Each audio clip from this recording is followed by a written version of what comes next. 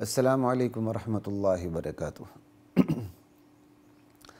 بسم اللہ الرحمن الرحیم والصلاة والسلام علی رسولہ الکریم وعلی آلہ وصحبہ اجمعین، اما بعد۔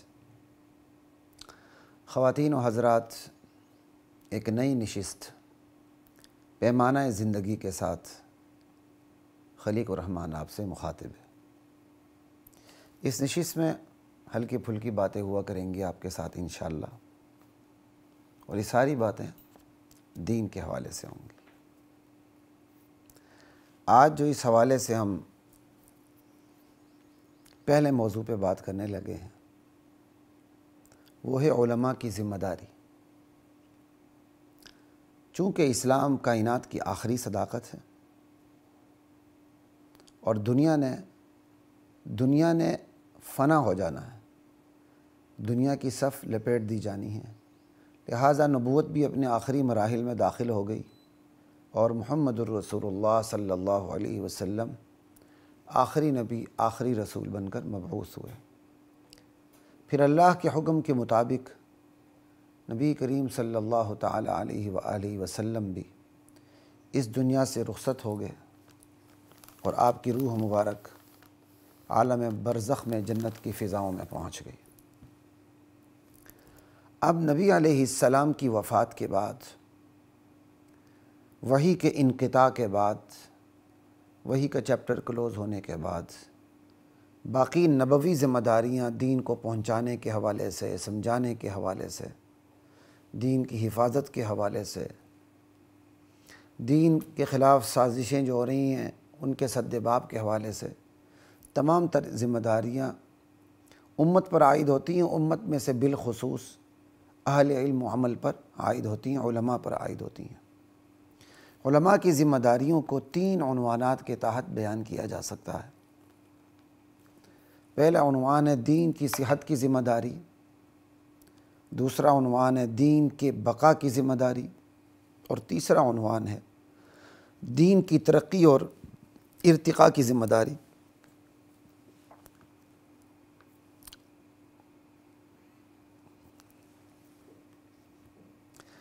چونکہ کائنات کی آخری صداقت دین اسلام کے یہی تین بنیادی عناصر ایلیمنٹ ہیں کہ دین کو صحیح اور تندرست کیسے رکھا جائے، دین کو باقی کیسے رکھا جائے، اور دین کو کیسے ہر آن، ہر گھڑی، ہر لمحے ترقی اور ارتقاء کے اس بلند ترین سطح پر کیسے رکھا جائے کہ دنیا رہنمائی لینے کے لیے اس کے پیچھے کھڑی ہو۔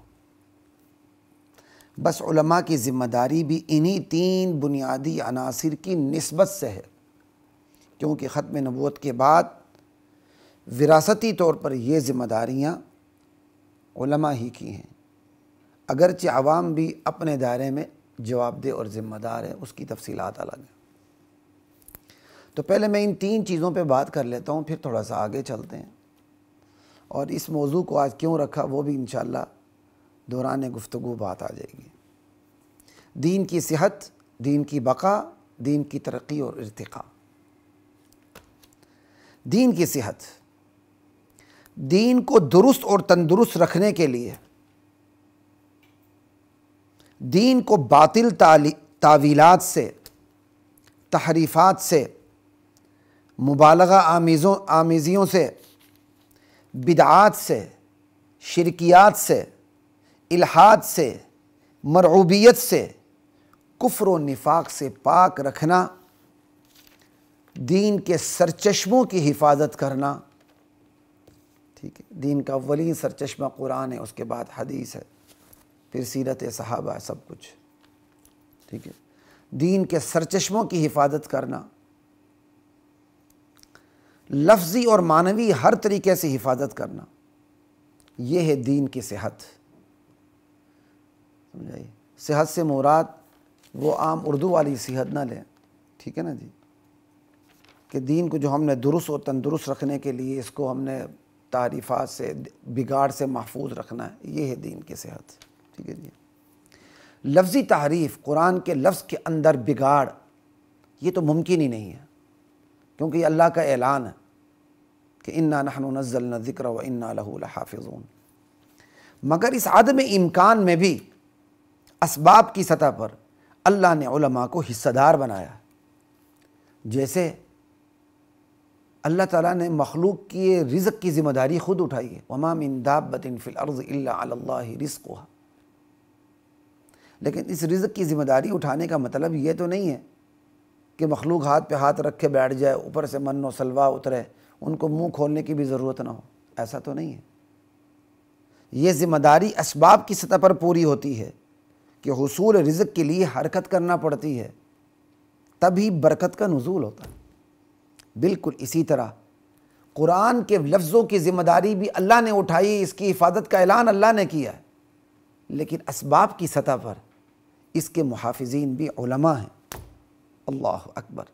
البتہ ان سرچشموں میں، خصوصاً قرآن کریم میں، لفظی تحریف تو خیر ممکن نہیں ہے قرآن کریم میں، معنوی تحریف، اس کی تفسیر میں بگاڑ پیدا کرنا، اس کی تحویلات میں بگاڑ پیدا کرنا، کفر و نفاق کو داخل کرنے کی کوششیں کرنا، یہ کوششیں ہوتی رہیں گی۔ ان سے پاک رکھنا بھی علماء کی ذمہ داری ہے۔ یہ تو میں نے آپ کو بات سمجھا دی دین کی صحت کے حوالے سے، کہ دین کو محفوظ کیسے رکھنا ہے، درست اور تندرست کیسے رکھنا ہے، بگاڑ سے کیسے محفوظ رکھنا ہے، یہ ہے دین کی صحت۔ اگلی بات، اگلا درجہ دین کی بقا۔ دین کی صحت کے بعد نمبر آتا ہے دین کی بقا کا، کہ دین کو باقی کیسا رکھا جائے۔ دعوت و جہاد دین کے اہم ترین وسائل بقا ہیں۔ دین باقی کیسے رہتا ہے؟ اولاد تک میں بھی دین باقی دعوت سے رہتا ہے۔ ایک باپ اپنی ذات میں بہت نیک ہے، لیکن اس نے اپنی اولاد پر محنت نہیں کی، اور اولاد جابر، سرکش، فرعون، زانی، بدکار، بے ایمان نکل آتی ہے۔ اگرچہ محنت کرنے کے بعد بھی نکل سکتی، لیکن اس کے امکانات کم ہوتے ہیں۔ ٹھیک ہے، تو دین کی بقا اس کے اہم ترین وسائل دعوت و جہاد ہیں۔ اسی کے تحت مدارس ہیں، مساجد ہیں، تربیت گاہیں ہیں، درس گاہیں ہیں، خانقاہیں ہیں، یہ ہے دین کی بقا۔ تو درجہ بندی میں دین کی صحت، اس کی حفاظت پہلے نمبر پر، دین کی بقا دوسرے نمبر پر۔ اب جب دین محفوظ بھی ہو گیا، درست اور تندرست رہے، دین باقی بھی رہے، تو اب تیسرا درجہ ہے دین کی ترقی اور ارتقاء، کہ وہ کون سی کوشش و کاوش ہے جس کی بنیاد پر امت اس دین کو جامد نہ سمجھے اور زمانے کی ضروریات سے اس دین کو غافل نہ سمجھے۔ وہ کوشش و کاوش ہے اجتہاد، جو قیامت تک جاری رہے گا۔ اسی کی بنیاد پر دین کی ترقی اور ارتقاء۔ اللہ اکبر۔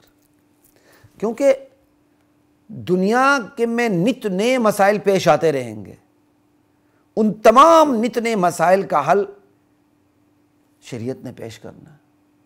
تو شریعت ہر جزئی سے بات تو نہیں کرتی۔ شریعت آپ کو یہ تو نہیں بتاتی اسٹیٹ بینک آف پاکستان کا یہ سود یوں حرام ہے، وہ تو سود کے اصول بتاتے ہیں، سمجھ آئی؟ زندگی گزارنے کے اصول بتاتے ہیں، ان اصول کی روشنی میں، ان نصوص کی روشنی میں پھر اجتہاد ہوتا ہے، قیامت تک آنے والے مسائل کا حل پیش کیا جاتا ہے۔ اللہ اکبر۔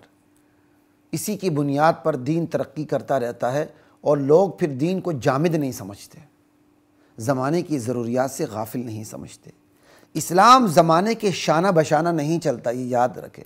لوگ کہتے ہیں جی اسلام زمانے کے شانہ بشانہ چلتا ہے، نہیں، اسلام زمانے کے شانہ بشانہ نہیں چلتا۔ اسلام زمانے سے آگے اور آگے سے آگے رہ کر امت کی رہنمائی کرتا، یہ بات یاد رکھے۔ اصول اور نصوص کی روشنی میں قیامت تک پیش آنے والے تمام مسائل کا حل اپنے اپنے وقت میں پیش کرتا ہے۔ جب ان مسائل کے حل کی ضرورت ہوتی ہے، اسلام پیش کرتا ہے۔ یہ ہے دین کی ترقی اور اس کا ارتقاء، جو دین میں جمود کو آنے سے روکے ہوئے۔ پھر قدرت نے اصول و نصوص اور اجتہادی عمل میں وہ لچک رکھی ہے کہ اجتہادی عمل بھی جاری رہے گا اور سہولت کا پہلو بھی غالب رہے گا۔ یہ نہیں ہوگا کہ کوئی مجتہد اجتہاد کرے اور اس کا اجتہاد اتنا سخت اور بے لچک ہو کہ امت اس پر عمل ہی نہ کر سکے۔ یہی وجہ ہے کہ اختلاف رائے کو پھر اہمیت دی جاتی ہے۔ کوئی ایسا اجتہاد کہ مجتہد اپنے اجتہاد سے مجبور ہوتا ہے لیکن اللہ کے نبی کی امت اس پر عمل نہیں کر سکتی، تو اسی مجتہد کے جو مقلدین ہوتے ہیں اپنے مجتہد کے اس اجتہاد کو چھوڑ دیتے ہیں۔ یہ ایک الگ بحث ہے۔ تو یہاں صرف اتنا ہی بتانا ہے کہ قدرت نے اصول میں، نصوص میں، پھر اصول اور نصوص کی روشنی میں جو اجتہاد ہوتا ہے اس کے اندر بڑی لچک رکھی ہوتی ہے۔ اس لچک کی وجہ سے امت سہولت سے مستفید ہوتی ہے۔ اب یہ تین چیزیں میں نے آپ کو سمجھا دی، دین کی صحت، دین کی بقا، دین کی ترقی اور ارتقاء۔ علماء نے دین سے متعلق یہ تینوں ذمہ داریاں احسن طریقے سے نبھائی ہیں۔ اگرچہ ہر کام میں مزید بہتری کی گنجائش قدرت نے ہمیشہ رکھی ہوتی ہے تاکہ مسابقت کا، مقابلہ بازی کا بازار گرم رہے اور امت مستفید ہوتی رہے۔ انہی ذمہ داریوں کو بعض اہل علم نے، یہ میں نے تین ذمہ داریاں آپ کو گنائیں، دین کی صحت، دین کی بقا اور دین کا ارتقاء، انہی ذمہ داریوں کو بعض اہل علم نے تجدید دین اور اجتہاد کا نام دیا۔ اللہ اکبر۔ مگر اس میں دین کی بقا کی جو خوبی ہے، دین باقی کیسے رہتا ہے، وہ واضح نہیں ہوتی۔ اسی بنیاد پر میں نے یہ تین عنوانات قائم کی ہیں۔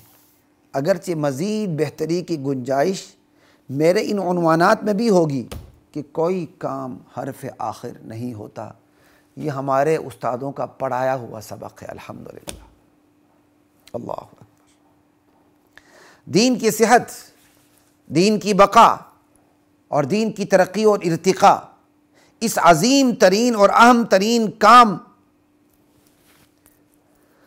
اللہ اکبر، یہ جو عظیم ترین اور اہم ترین کام ہے، یہ علماء ہی نے تو نبھایا ہے اب تک۔ علماء ہی اس کام کے اہل اور مستحق ہیں قیامت تک۔ مگر افسوس صد افسوس، ناشکر لوگ تن تن سوال کرتے ہیں کہ علماء نے اب تک کیا ہی کیا ہے۔ ارے ناشکر انسان، تمہیں مسلمان کرنے اور رکھنے کا سامان کیا ہے، یہ کیا ہے اب تک۔ تو علماء نے کیا کیا ہے؟ علماء نے یہ کیا کہ تمہیں مسلمان کیا اور تمہیں مسلمان رکھا۔ اللہ اکبر۔ دین سے تمہارا معمولی سے معمولی تعلق بھی علماء کی محنت، کوشش و کاوش اور علماء کے دم قدم سے ہے۔ امت کا جو دین سے معمولی تعلق بھی اس کے پیچھے علماء کی کوششیں اور کاوشیں ہیں۔ کہتے ہیں علماء نے کی یہی کیا؟ ارے ناشکر بندے، یہ بتاؤ کیا نہیں کیا؟ اللہ اکبر۔ کم از کم پاکستان کی حد تک مساجد، مدارس، تربیت گاہیں، خانقاہیں، دعوت و تبلیغ، دینی، سیاسی، جہادی تحریکات اور ان سب کی کاوشوں سے بننے والے دینی ماحول، تہذیب و تمدن، ثقافت، کلچر کو ایک طرف رکھ کر اب سوچے کہ علماء نے کیا کیا ہے۔ انشاءاللہ سمجھ شریف میں بات آ جائے گی کہ کیا کیا ہے۔ اگر سمجھ شریر شیطان ہے تو پھر بھی سمجھ میں بات نہیں آئے گی کہ نہیں پاکستان میں علماء نے کیا کیا۔ میں ساتھیوں کہتا ہوں یہاں اس وقت جو دین کا جتنا بھی کام ہے وہ ریاست نے تو نہیں کیا، وہ علماء نے کیا ہے۔ اس پورے کام کو ایک طرف رکھے اب سوال کرے علماء نے کیا کیا ہے، تو سمجھ شریف میں بات آ جائے گی کہ کیا کیا۔ پھر بھی میں نہ مانوں والا ذہن پیچھا نہ چھوڑے تو نام نہاد اسلامی ممالک میں مسلمانوں کی تہذیب، مسلمانوں کا تمدن، مسلمانوں کی ثقافت، ان کے رہن سہن، ان کی چال ڈال، ان کے غور و فکر کے نرالے انداز، ان کا حشر نشر دیکھیں تو بات سمجھ میں آ جائے گی، اپنے دیس کے علماء کی قدر آئے گی۔ اللہ اکبر۔ کم از کم عرب ممالک ہی کو دیکھ لیں کہ وہاں اسلام، اہل اسلام اور علماء اپنے کام میں کتنے آزاد ہیں، بات سمجھ شریف میں انشاءاللہ ضرور آئے گی۔ مانا کہ علماء سو بھی ہیں، برے علماء بھی ہیں، انکار تو نہیں ہے، مگر اس صورتحال میں آپ کا کوئی قصور نہیں، آپ قصوروار نہیں ہیں۔ آپ کے اپنے بچے علماء شر علماء سو کی جگہ کیوں نہیں لیتے کہ ان کو پیچھے کریں؟ آپ کے بچے عالم بنے، علماء خیر بنے، اور علماء سو کو پیچھے کریں، آگے آ جائیں، لیں نا جگہ۔ یہاں تو آپ کو موت نظر آتی ہے۔ ہر شعبے میں اچھے برے ہر قسم کے لوگ ہوتے ہیں، مگر بروں کی آڑ لے کر اچھوں کو نظر انداز کرنا، ایک ہی لاٹھی سے سب کو ہانکنا، ایک ہی تول میں سب کو تولنا، یہ کہاں کا انصاف ہے؟ وگرنہ پھر سوال ہے، ڈاکٹرز نے کیا کیا، انجینئرز نے کیا کیا، ججز نے کیا کیا، وکلاء نے کیا کیا، جرنیلوں نے کیا کیا، سائنسدانوں نے کیا کیا؟ کیا یہ بات درست ہوگی؟ نہیں، درست نہیں ہوگی۔ جو کہتا ہے درست ہے وہ یہاں بھی غلط ہے، ٹھیک ہے نا؟ یہ بات درست نہیں ہوگی کہ چند بروں کو دیکھ کر سب کو ایک ہی لاٹھی سے ہانک دیں، اچھے ڈاکٹروں کو برے ڈاکٹروں کو دیکھ کر اچھے ڈاکٹروں کو نظر انداز کر دیں، برے ججز برے جرنیلوں کو دیکھ کر اچھے ججز اچھے جرنیلوں کو نظر انداز کر دیں کہ کیا کیا؟ اچھا، عام لوگوں کو یہ بات سمجھ میں آتی ہے کہ ڈاکٹر اچھے بھی ہوتے ہیں برے بھی ہوتے ہیں، وہ سب ڈاکٹروں کو ایک ہی لاٹھی سے نہیں ہانکتے، دنیا کے تمام شعبوں کو ایک ہی لاٹھی سے نہیں ہانکتے، گڈ اور بیڈ کی تمیز کرتے ہیں۔ گڈ اور بیڈ ویسے ہی میں نے کہا، کہتے ہیں گڈ طالبان اور بیڈ طالبان۔ علماء کی بات ہو تو عقل شریف کہاں چرنے چلی جاتی ہے آپ کی؟ لا الہ الا اللہ۔ یہ چند باتیں میں نے اس لیے کہیں کہ عوام گمراہ نہ ہوں اور علماء اور طلباء لاجواب نہ ہوں، بے ہمت نہ ہوں، اپنے مقام کو جانیں کہ الحمدللہ ہم ہی وہ طبقہ ہیں جنہوں نے ہمیشہ دین کی حفاظت کی، دین کو باقی رکھنے کی کوششیں کی، اور دین کی ترقی اور ارتقاء میں اپنا کردار ادا کیا۔ فللہ الحمد فی الاولی والآخرہ۔ نبی کریم صلی اللہ علیہ وسلم کی مبارک حدیث ہے، اسی پر میں اپنی بات کو ختم کروں گا۔ سنن ابی داود کی حدیث ہے اور 4291 حدیث کا نمبر۔ ان اللہ یبعث لہذہ الامہ علی رأس کل 100 سنہ من یجدد لہا دینہا۔ اللہ تعالیٰ اس امت کے لیے ہر صدی کے سرے پر، چاہے وہ آخری سرا ہو چاہے وہ ابتدائی سرا ہو، یعنی ہر صدی کے شروع میں یا ہر صدی کے اختتام پر، اللہ تعالیٰ ایسے افراد کو پیدا کرتے ہیں، ایسے افراد کو بھیجتے ہیں علی رأس کل 100 سنۃ من یجدد لہا دینہا، جو امت کے لیے دین کی تجدید کا کام سر انجام دیتے ہیں۔ بعض لوگ کسی وقت میں بھی یہی سمجھتا تھا کہ ہر صدی کے آخر میں ایک مجدد پیدا ہوتا ہے۔ ہمارے ہاں بر صغیر میں خواہ کی عوام میں یہی مشہور ہے، کیونکہ وہ علماء اسی طرح بات کرتے ہیں۔ یہ لفظ من عام ہے، وہ ایک بھی ہو سکتا ہے، وہ بہت بڑی جماعت بھی ہو سکتی ہے، بلکہ صدی کی شروع میں ابتدا میں جب دین کے اندر بگاڑ آ جاتا ہے تو اللہ اس کے لیے جو علماء سے کام لیتے ہیں، علماء جو اس فریضے کو سر انجام دیتے ہیں، وہ سارے علماء اس حدیث کا مصداق بن جاتے ہیں۔ لا الہ الا اللہ۔ اللہ تعالیٰ اس امت کے لیے ہر صدی کے ابتدائی یا انتہائی سرے پر ایسے افراد کو بھیجتے ہیں جو دین کی تجدید کا کام کرتے ہیں، اس میں سے بگاڑ کو ختم کرتے ہیں، تحریفات کو ختم کرتے ہیں، بدعات کو ختم کرتے ہیں، شرکیات کو ختم کرتے ہیں، مبالغہ کرنے والوں نے جو مبالغہ آمیزیاں کی ہیں، بدعتیوں نے جو بدعات کی ملاوٹ کی ہے، اس سے دین کو پاک کرتے ہیں۔ زمانے کے طعنے سنتے ہیں مگر کوئی پرواہ نہیں کرتے۔ بدأ الاسلام غریبا وسیعود غریبا کما بدأ فطوبى للغرباء۔ اسلام طلوع ہوا تھا، اجنبی تھا، ان قریب اسلام دوبارہ اجنبی ہو جائے گا۔ اجنبی اسلام سے چمٹ کے اجنبی بن جانے والوں کے لیے اللہ کی طرف سے خوشخبری ہو۔ وہ اجنبی بن جاتے ہیں اصلاح کا کام کر کے، تجدید کا کام کر کے، دین کے اندر سے بگاڑ کو ختم کر کے۔ وہ غلط لوگ ان کے مخالف ہو جاتے ہیں، اور اکثریت ہمیشہ بروں پر مشتمل ہوتی ہے، لہذا وہ معاشرے میں اجنبی بن جاتے ہیں۔ اس حدیث کا اولین مصداق علماء ہیں، اس کے بعد جو غیر عالم جو دین کا کام کرتے ہیں وہ بھی اس کا مصداق بن جاتے ہیں۔ اللہ اکبر۔ تو خواتین و حضرات، تو آج کی اس نشست کا یہی موضوع تھا کہ علماء کی ذمہ داریاں کیا ہیں، وہ اپنی ذمہ داریوں کو کیسے نبھاتے ہیں. اور یہ موضوع عوام کے حوالے سے بھی تھا کہ عوام خواہ مخواہ باتیں کرتے علماء نے کیا کیا. ہمارے پھر بہت سے لوگ بے ہمت ہوتے ہیں، جواب نہیں دے سکتے. ان تمام چیزوں کو سامنے رکھ کر میں نے اس موضوع کا انتخاب آج کی اس نشست کے لیے کیا. یہ ہماری ایک نئی نشست شروع ہو گئی ہے پیمانہ زندگی کے نام سے، جس میں انشاءاللہ ہم اس طرح کی ہلکی پھلکی گفتگو کیا کریں گے آپ لوگوں کے ساتھ. اجازت دیجیے. السلام علیکم ورحمۃ اللہ وبرکاتہ. وَلَقَدْ أَنزَلْنَا